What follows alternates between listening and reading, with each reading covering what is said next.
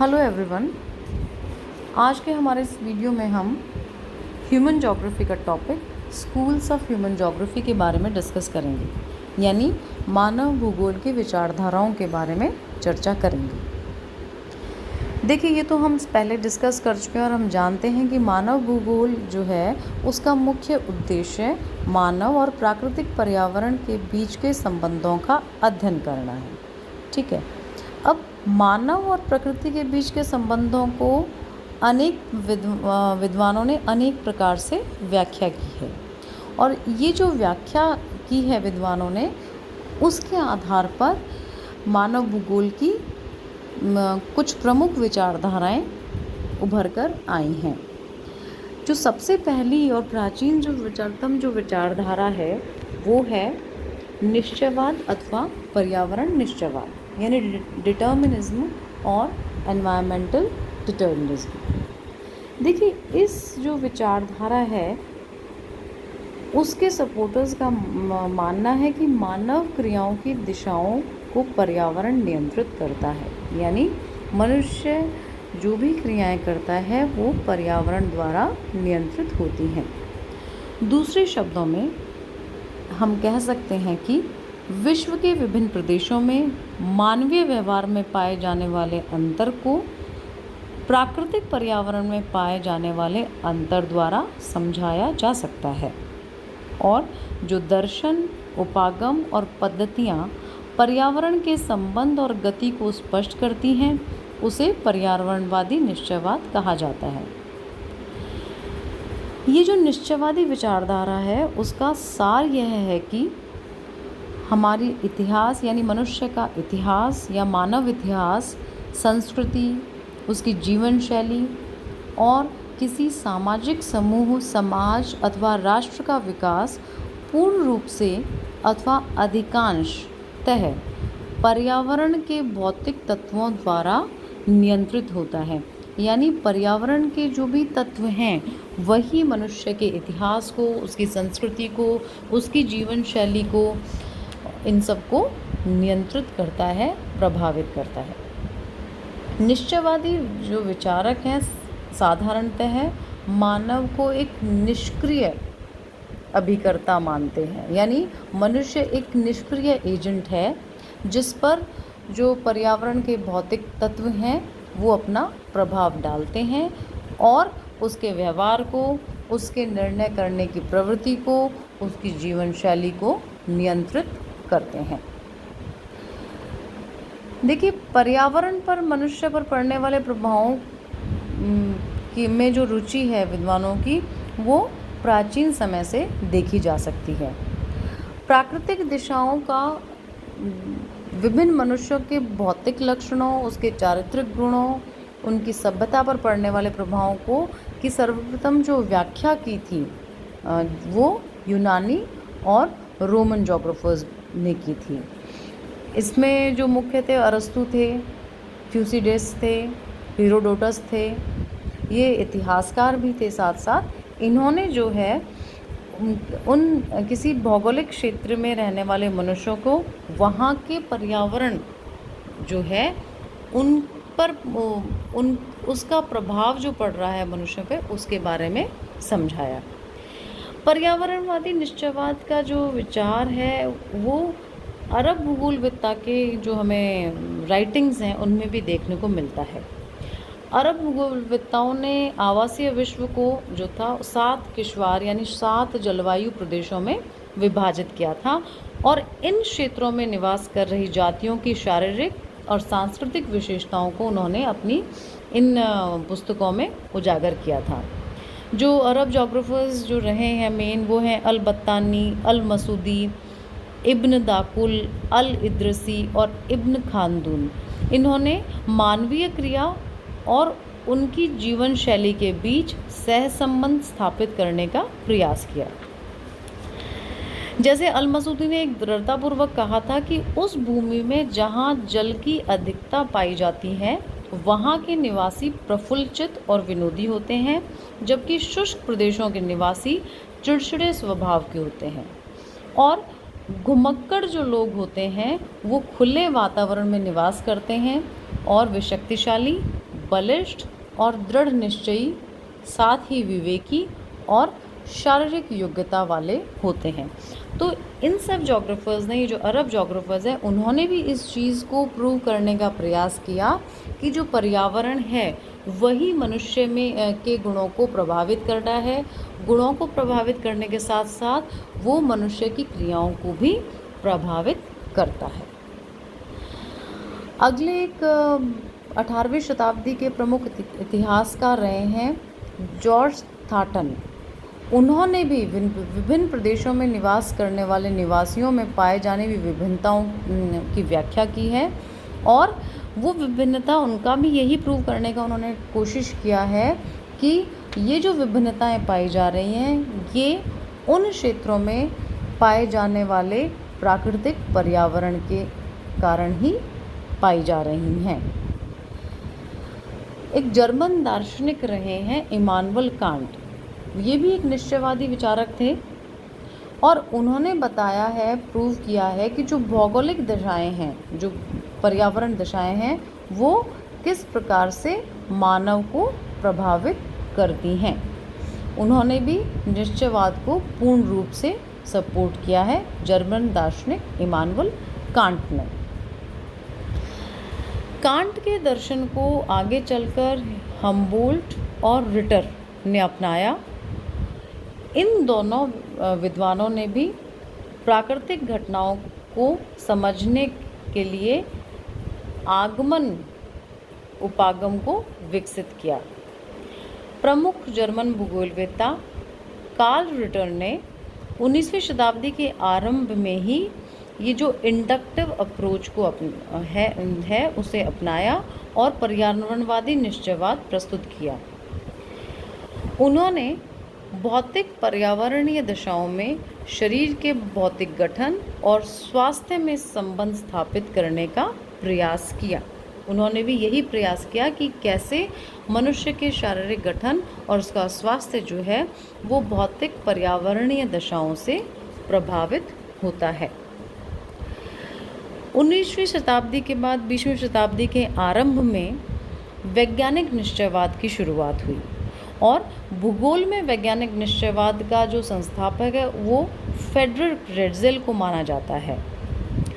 Frederick Ratzel ने अपने निश्चयवादी उपागम में स्थलाकृति लक्षणों के संबंध में स्थिति को अधिक महत्व दिया।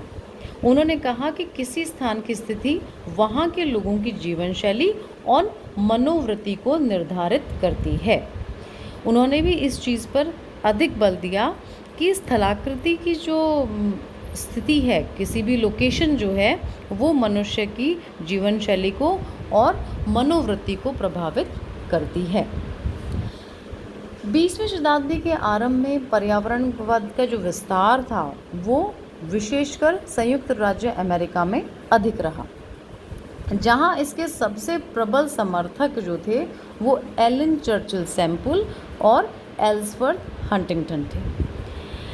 एलन चर्चिल सैम्पल जो थी वो फ्रेडरिक रेटजेल की अनुयायी थी, उनकी शिष्य थी। उन्होंने अपने शिक्षक के विचारों का प्रचार किया और वो निश्चयवाद की कट्टर समर्थक बने। उनके द्वारा लिखित एक प्रसिद्ध पुस्तक थी भौगोलिक पर्यावरण के प्रभाव। उन्होंने उस पुस्तक में का जो आरंभ था वो ही इन पंक्तियों से किया कि मनुष्य पृथ्वी तल की उपज है, यानी मनुष्य पृथ्वी से ही पैदा हुआ है। इसका अभिप्राय केवल इतना ही नहीं है कि वह पृथ्वी की संतान है, उसकी धूल का कण है, किंतु यह भी है कि पृथ्वी ने उसे मातृत्व दिया है, उसका पालन पोषण किया है, उसके लिए कार्य निश्चित किए हैं, उसके विचारों को दिशा दी है और उसके सामने कठिनाइयाँ उत्पन्न की हैं जिससे उसके शरीर को बल मिला है, उसकी बुद्धि को प्रखर किया है। कुमारी एलन चर्चिल सैम्पल ने अपनी इस पुस्तक में हर प्रकार से समझाने का प्रयास किया है कि मनुष्य जो है वो इस पर्यावरण की उपज है, और जिस प्रकार से पर्यावरण मनुष्य के लिए जो दशाएं पैदा करता है उसी प्रकार से वो पर्यावरण मनुष्य के शारीरिक गुणों और जो क्रियाएं हैं उनको निर्धारित करता है। अमेरिकन जो भूगोलवेत्ता एल्सवर्थ हंटिंगटन हैं, उन्होंने पुस्तक लिखी मानव भूगोल के सिद्धांत, प्रिंसिपल्स ऑफ ह्यूमन ज्योग्राफी, और उन्होंने भी इस पुस्तक में समझाना चाहा कि किस प्रकार किसी क्षेत्र की जलवायु मनुष्य को, वहाँ रहने वाले मनुष्य को, मनुष्य समाजों को, सभ्यताओं को प्रभावित करती है। देखिए, हंटिंगटन का मूल जो दर्शन था, मेन जो फिलॉसफी थी, वो यह थी कि किसी प्रदेश में सभ्यताओं द्वारा सर्वोत्तम उपलब्धियाँ विशेष रूप से विशेष प्रकार की जलवायु से संबंधित होती हैं। यानी जो भी सभ्यताएं विकसित हैं वो, और उसमें उन्होंने जो उपलब्धियां हासिल की हैं वो विशेष प्रकार की जलवायु से ही संबंधित होती हैं। और वे ये कहते हैं कि जलवायु की भिन्नताएं इतिहास की संस्कृति में स्पंदन उत्पन्न करती हैं। उन्होंने कहा कि कार्य करने के लिए श्रेष्ठ जलवायु वह होती है जिसमें विविधताएं होती हैं तथा जिसमें तापक्रम एक निश्चित सीमा तक गिरता है। अपने इस कथन के समर्थन में उन्होंने यूके तथा अमेरिका के न्यू इंग्लैंड के उदाहरण लिए। हंटिंगटन ने विश्व को सम और विषम जलवायु प्रदेशों में विभाजित किया और यह भी स्थापित किया था कि विश्व की प्राचीन सभ्यताएं, जैसे मिस्र की सभ्यता है, मेसोपोटामिया है, चीनी सभ्यता है, सिंधु घाटी सभ्यता है, ये सभी सभ्यताएं नदी घाटियों की सम जलवायु में ही विकसित हुई थी। तो उन्होंने ये प्रूव करने का प्रयास किया कि जिन क्षेत्रों में जलवायु में विभिन्नताएं पाई जा रही हैं और सम जलवायु है, वहाँ पर मानव समाज का, मानव सभ्यता का अधिक विकास हुआ है। वहीं जहाँ विषम जलवायु है वहाँ पर मानव का विकास कम हुआ है। अब एल्सवर्थ हंटिंगटन के बाद के जो भूगोलवेत्ता हुए हैं, जैसे Halford Mackinder, Chisholm, Davis, Bowman, Robert Mill, Geddes, Herbertson, Taylor आदि, इन सभी भूगोलवेत्ताओं ने भी मानव समाज की प्रगति को निश्चयवादी तथ्य के रूप में वर्णन करने का प्रयास किया है। अनेक विद्वानों ने सजीव और स्पष्ट वर्णन किया है कि मृदा के भौतिक गुणों पर जलवायु का प्रभाव अंततः उसके फसल प्रतिमान, भोजन की आदतें, शारीरिक गठन और व्यवहार को प्रभावित करती हैं। उन्होंने कई एग्जाम्पल्स दिए, जैसे कि एक विद्वान रहे हैं मैककैरिसन, उन्होंने एग्जाम्पल दिया है कि हमारे उत्तर भारत के सिखों का, कि उत्तर भारत के सिखों का लंबा डील डॉल, शक्तिशाली शारीरिक रचना और उन्नत शारीरिक प्रतिरोधक जो क्षमता है वो दक्षिण भारत के तमिलनाडु राज्य के निवासियों की तुलना में अच्छी है, उत्तम है। क्यों है? उन्होंने प्रूव करने का प्रयास किया कि वहाँ जो उस क्षेत्र में उत्तर भारत में पाई जाने वाली जो मिट्टी है उसमें जो वो फसलें उत्पादित करते हैं, तो वो और वहाँ जो वो भोजन खाते हैं, उन सब का जो प्रभाव है वो मनुष्य के, वहाँ के लोगों के शारीरिक गठन पर पड़ा है। अब जो पर्यावरणवादी निश्चयवाद के विचारक थे, उन्होंने अपने जो मत दिया कि पर्यावरण ही सर्वोपरि है, मनुष्य एक निष्क्रिय एजेंट है, मनुष्य को जैसा पर्यावरण रखता है वैसा ही मनुष्य होता है, इसकी आलोचना भी बहुत हुई।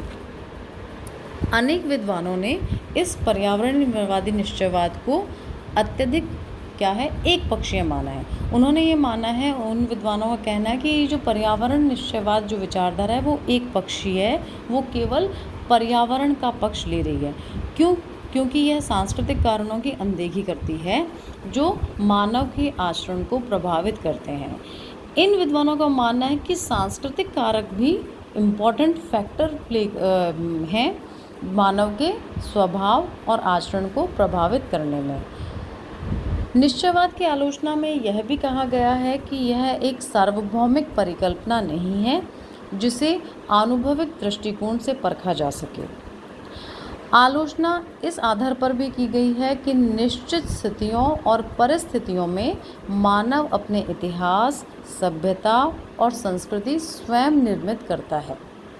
मानव नियमों द्वारा चालित होता है, जिन्हें वह अपनी क्रियाओं द्वारा बनाता है, तोड़ता है, उसका पुनर्निर्माण भी करता है। इस प्रकार से हम नियमों के प्राणी हैं। नियम हमारे द्वारा सृजित होते हैं, ना कि पर्यावरण द्वारा। हम उन विद्वानों का मानना है कि हम अपना संसार स्वयं निर्मित करते हैं। संसार हमारे सामने तथ्यों का कठोर दशाक्रम उपस्थित करता है, अतः मानव उसके पर्यावरण की उपज नहीं है, बल्कि वह अपने सामाजिक नियमों और रीति रिवाजों की उपज है। एक विद्वान रहे हैं स्पेट। उन्होंने भौगोलिक निश्चयवादियों के कट्टर उपागम की भी आलोचना की है। उन्होंने दृढ़तापूर्वक कहा है कि पर्यावरण अपने आप में अर्थहीन वाक्यांश है। बिना मानव के पर्यावरण का कोई हस्तक्षेप नहीं है। और बाकी जो है जोग्राफर्स हैं, उनका भी ये कहना है, जैसे हार्टशॉन जो एक विद्वान रहे हैं, उन्होंने कहा है कि पर्यावरणवाद पूर्णतः इस आधार पर हम अस्वीकार करते हैं कि यह प्रकृति और मानव को अलग करता है, और इस प्रकार यह विषय की मूलभूत एकता को भी नष्ट करता है, अर्थात एक संगठित विज्ञान के रूप में भूगोल का विरोधी है।